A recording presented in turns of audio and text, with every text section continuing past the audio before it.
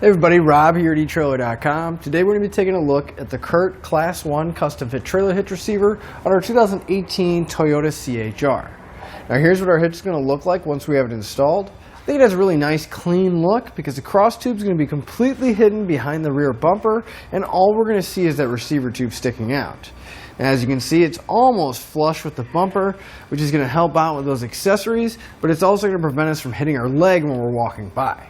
Now it is a Class 1 hitch, which means it gives us that 1¼ by 1¼ receiver tube opening.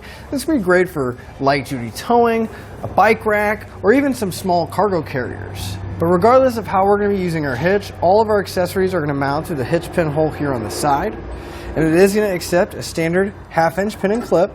Now these don't come with the hitch, but you can find them here at eTrailer.com, along with some locking devices and anti-rattle devices to cut down on that annoying rattling sound coming from the receiver tube. Now if you are going to be towing a trailer, maybe you have to go to the hardware store, pick up something, or maybe move a jet ski, something like that, you do need some safety chains to hook up.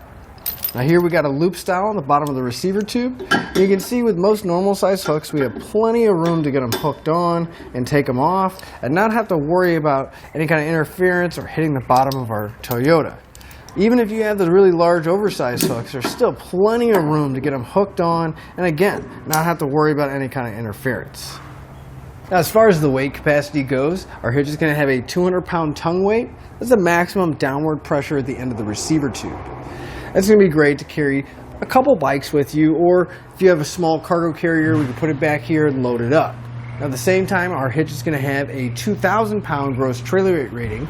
That's how much it can pull, but that does include the trailer and the load we have on it. Now if you do plan on doing some towing, our hitch does require the use of a specific ball mount, and again, that is sold separately, but you can find it here at eTrailer.com. And with all those numbers in mind, I do urge you to double check your Toyota's owner's manual because those are the ratings for our hitch and we don't want to exceed the manufacturer's rating for our car.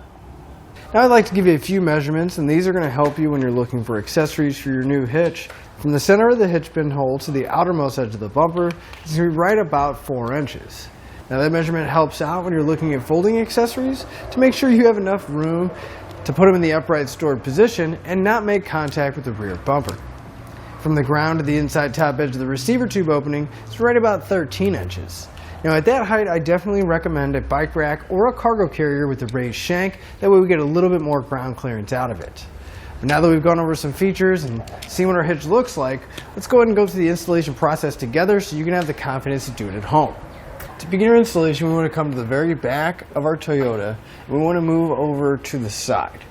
Now we're going to have these plastic panels on the bottom that are going to have to be removed, and if we look around the edges of them, we're going to have several of these push pin fasteners and a few other fasteners that are holding it in place. So we're going to grab a flat blade screwdriver, and you'll see there's little notches in there. You're going to take your flat blade screwdriver and pop the center section out first. That's going to take the tension off the clip, and then we can come underneath the base and pull the rest of it out. So we're going to work our way around, pulling all of these push pins out. Now at the very corner of the mud flap, we're going to have a Phillips screw. It's actually going into that plastic panel as well. So grab a Phillips screwdriver or Phillips bit, we'll pull that out. Then if we move into the wheel well, right in front of here, we're going to have another Phillips screw that's holding the panel in right at the corner here. Now there is limited space, so I recommend using a small driver and that same Phillips bit so we can pull it out.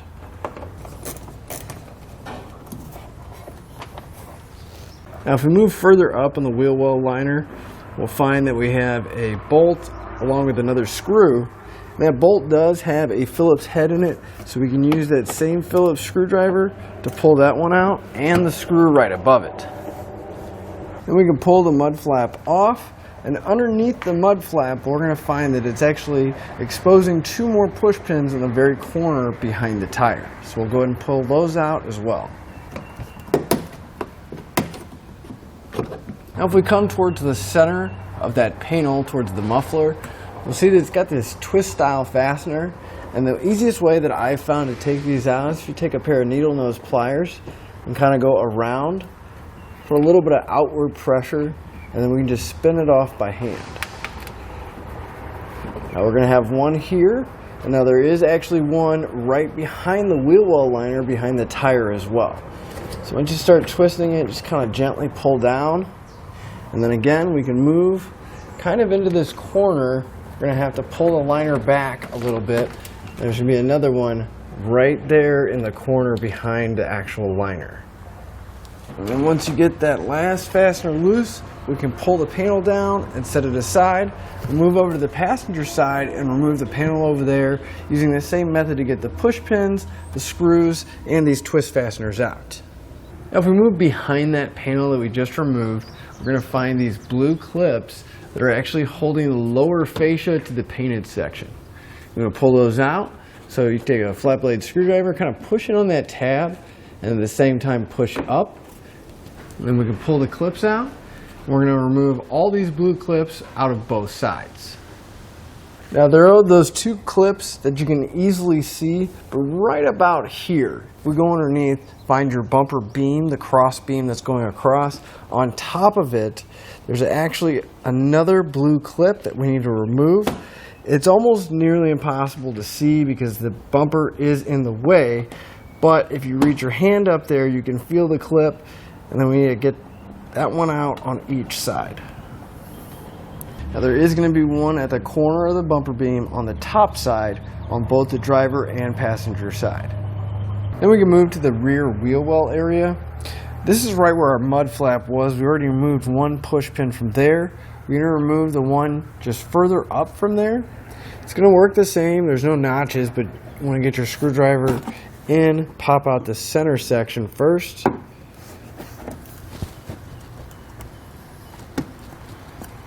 And once we get that worked out, we can get the base out and pull the whole push pin out. Now we move to the inside of that wheel well, right underneath the bottom. Now you're going to notice that we have 3 of those clips. You need to pop those out. So you can take a flat blade screwdriver or your finger. You kind of want to push in on that tab and then push outward at the same time. It may help if you're on the outside as well, reaching and pulling, but the main goal is to get these clips to come loose so we can get that trim piece around the wheel well to come off. And once you get that trim piece loose, at the very bottom corner, we're going to have another push pin that we need to remove. So use that same technique of popping out the bottom, the center, and then we'll pull the rest of it out. That's going to be the same combination of hardware and procedure to remove the other side. Now we can get ready to remove the lower section of our fascia. We're only going to be removing the black plastic section, so we can move underneath. And it's going to have the same style clips as the wheel well liner did.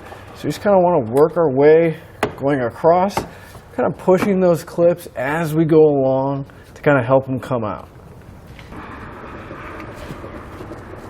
And you can just reach up and again, kind of work your way towards the center from each side, but do be mindful you don't want to drop it and cause any damage.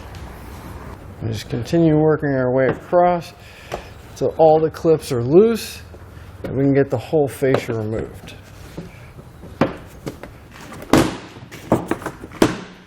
And we're going to set this aside where it won't get damaged.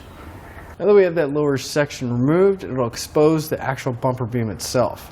And we're going to have 2 bolts on top, as well as 2 bolts on the bottom on each side that are holding it in place. So I'm going to grab a 12mm socket, and we're going to pull all 4 of those out.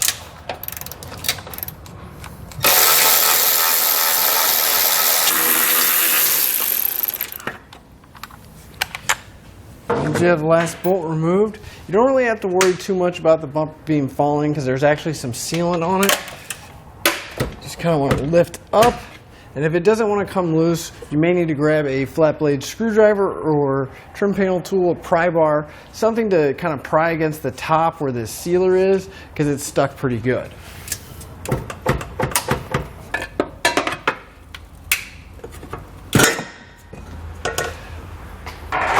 When you're prying, you do want to be careful because once it does come loose, it is going to be pretty loose, but there's still a couple little tabs that kind of hold it in place.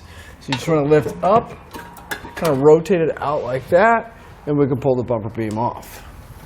Now the tab that's sticking up that kind of helps hold it in place, this is actually going to interfere with our hitch. So we need to make sure this is either in the bumper beam or at least nice and flat and flush with the flange. So you just take a hammer, bend it down, that way it's at least below that surface and we don't have to worry about it. We'll do that on each side.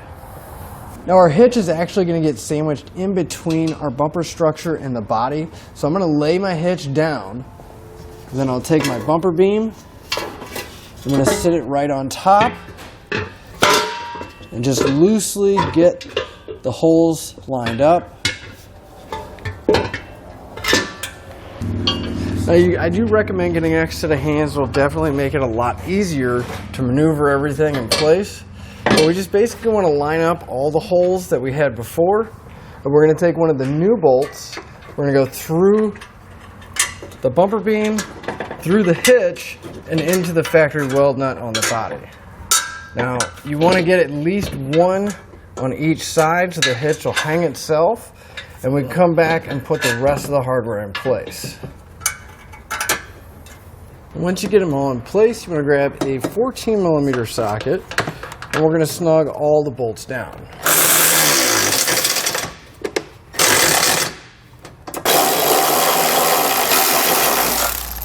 We'll come back, we're going to torque all of our hardware down to the specified amount in the instructions.